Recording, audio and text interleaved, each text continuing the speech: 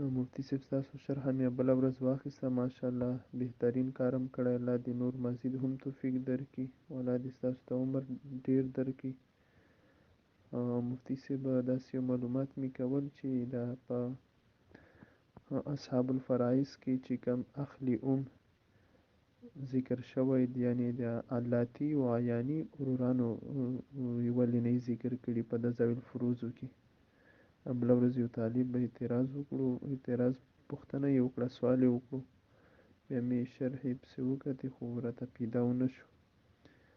طالب مقصد دا و چې د اخیافي رور ذکر یې په ذوی الفروضو کې وکړو، د علاتی و عیانی رور یې ولې ذکر نه کړو.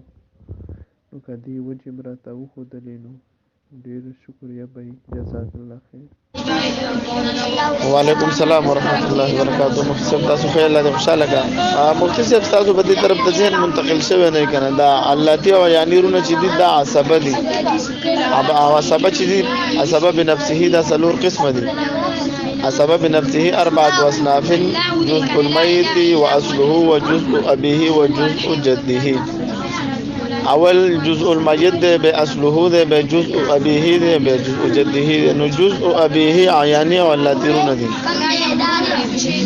باقی دا عصبه تعریف هم دا ده چې کله ذوی الفروض خپل حصے واخلي او باقی څومره مال پاتې شي هغه به بیا عصبه اخلي.